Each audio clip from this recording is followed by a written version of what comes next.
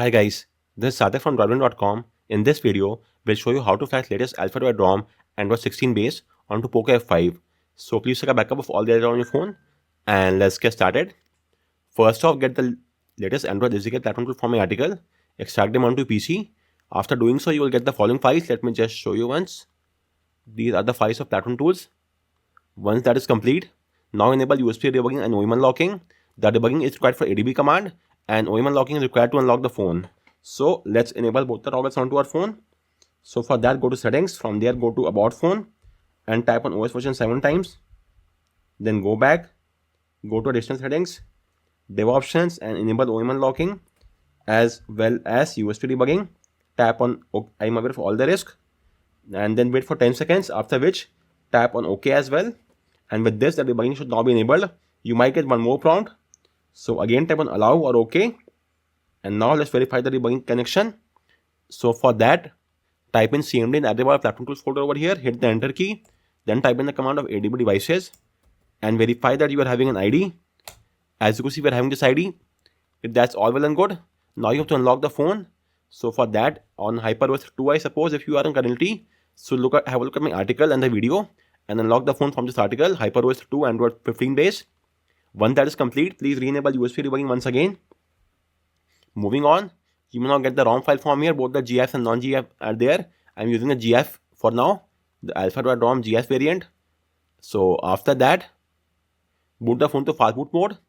So open CMD window, type in the command of ADB reboot bootloader and hit enter. The phone should now be in the Fastboot mode in just a few seconds. So let's wait for that to complete. And after that, type in the command of Fastboot devices and verify that you are having an ID. As you could see in our case, we are having this ID. If you're not having this ID, then install the Fastboot drivers onto your PC.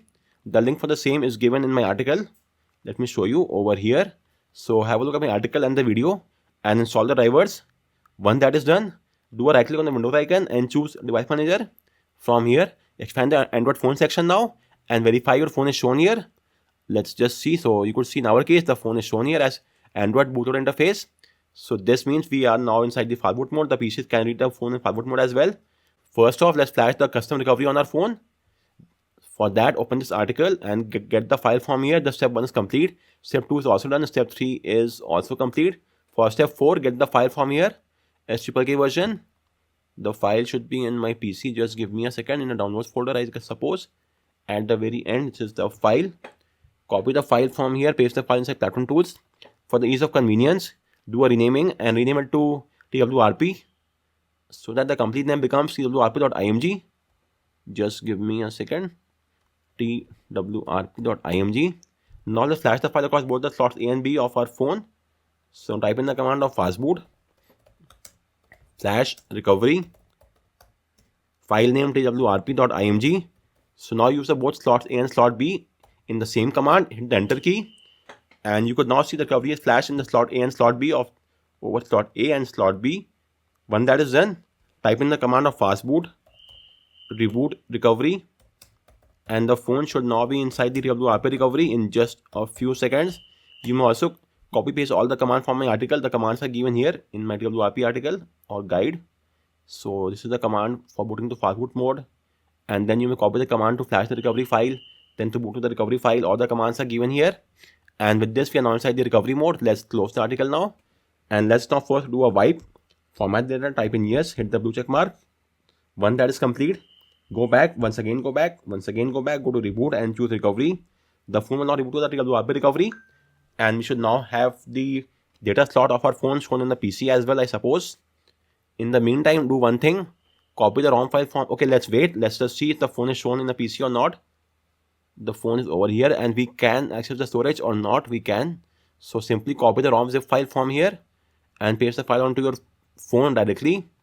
But if the phone is not shown on the PC, in that case, you may use either the USB OTG or you may use the ADB push command to get the job done. For the ADB push command, it's quite simple way out.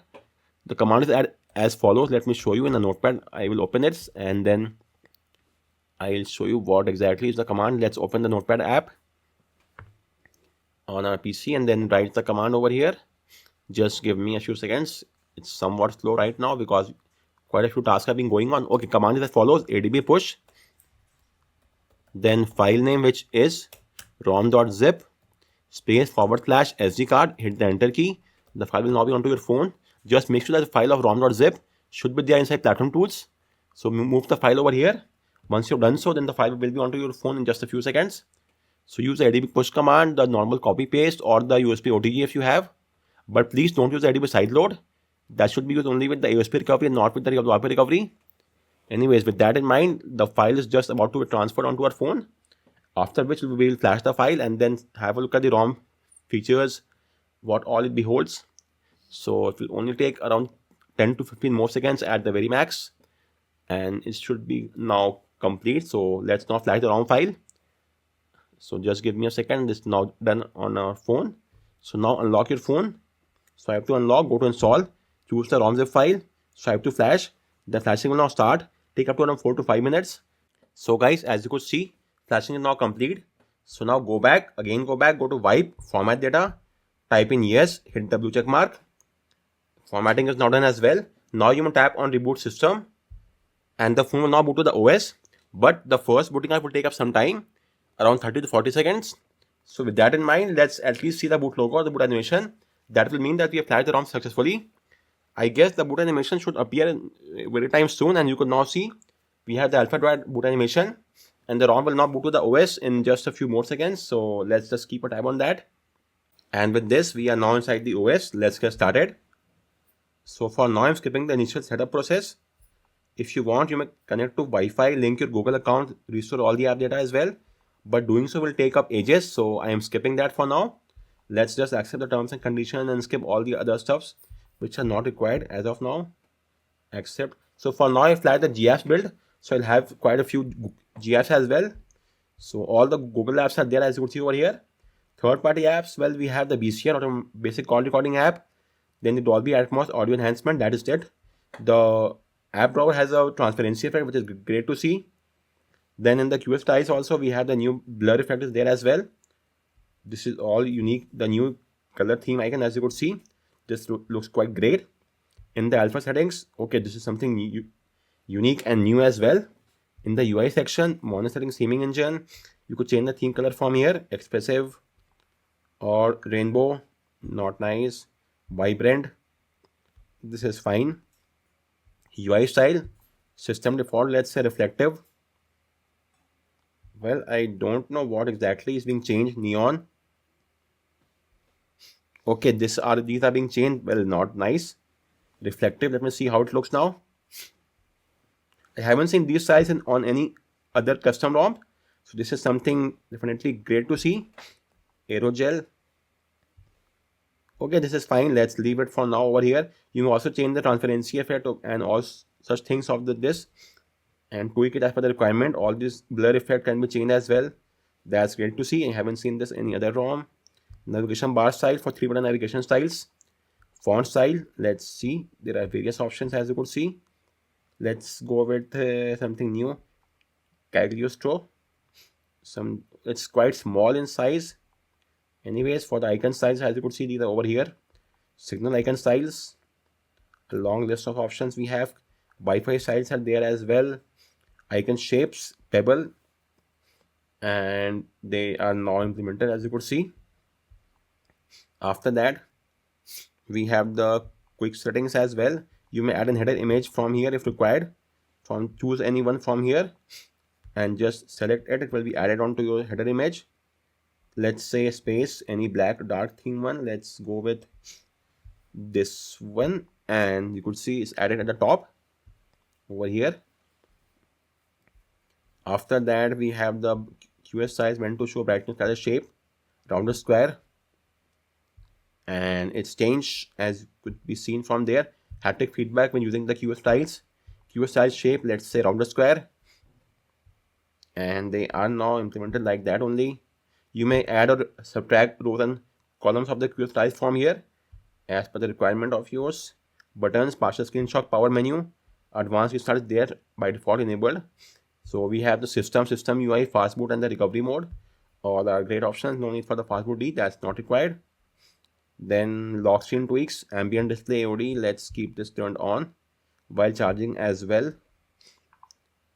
It's now working well and good. Double tap to wake is working as well. Tap to sleep is also working great. Then double tap to wake have to be used quite a lot, as you could see currently when AOD is enabled, so it's leading to somewhat complications, but just a slight UI bug. Clock font styles, various options as could be seen from you. Well, it's a long and never-ending list. Let's choose any random ones. And okay, I don't know what exactly the name of this clock is, but whatever it is, it looks quite nice and it's now enabled, as you could see. Carrier name, battery info, the lock screen. You also add the weather if required. This will require your GPS and Wi-Fi enabled at all times, or carrier data. Tap to sleep is there. Fingerprint vibration is there as well. Notification tweaks. Force stop button, notifications. Less boring notifications will not be shown now. Notifications, force stop can be done from here as well now easily. Then in the sound section, volume panel on the left hand side, let's enable haptics and vibration. That's a must for me. Miscellaneous, Google Play integrated spoof is there. To pass the strong test, keep this enabled. Upload the keybox file. So let me just show you. I might be having a keybox file on any one of my ROMs. I am not quite sure which one is this. Okay, this might be the case. So let's first verify. If you could see, I'm using a keybox file of size 8.58 KB. It's currently not revoked, so great to see. I have that keybox file with me on my PC as well. So let me show you how to use this. Just change it to file transfer from here and go to the downloads. Okay, then go here, downloads, and keybox file. This one, copy the file, paste the file onto your phone and paste it here. Rename it to keybox. The name becomes keybox.xml. Just give me a second, I'll do that as well. And now you may simply load the file. Just please verify that it should be enabled as well. The Google Play native spoof should be enabled. Tap on this. Now keybox, choose the file. It's now loaded and you will now pass the strong test with ease. Then if you want, you can also enable higher FPS in games, bypass limitations. Netflix spoof is required as well. To watch, now you may watch the DRM content L1 in full HD 1080p. You may hide the depth setter from various banking apps and payment type of your choice. System apps are there as well, but usually we go with the banking and payment app only. Smart pixel, you may turn off 3/4 of the pixels to save some battery. Over here, then add a sidebar. Then add some apps to the sidebar. Swipe from here to access the map. Tap on this to access the entire app drawer. You close or maximize or pin it as well. But this tends to conflict with the back gesture. So I like to keep this turned off only, not use this much. Allow app downgrade is a must for me. Then 3-finger swipe. Let's say take a screenshot. That's the one which I use maximum number of times. This is working as well. And that is it. Now let's see the wallpaper and style section. From there, let's choose this one only. You may change the themes from here, colors, or from this section. Switch to light theme or back to dark theme from here. Then apart from that, themed icons can be enabled from here. This page, it's now enabled. Change the appeal size to 5x5 is the one which I use always. It's enabled as well. Font and shapes have been seen already in the lock screen. Change the clock style font which you have seen. These are some of the new clock style. This one, this also. Then this one also new. This is also new. So this one is also new. Lot of new clock font style which we have at our disposal. Let's use this one only for now. Clock color and size, you may change the color, make it more dense or light from here. Then change the size it to small or dynamic. Let's do dynamic only. The color should be the wallpaper style only. This is fine. And I guess that's just about it. In the home settings, you may use a third-party icons from here. Some home screen tools, for example, you may turn off the Google app access from this page. Then apart from that, you may also do at a glance can be turned off, which is this one at the top.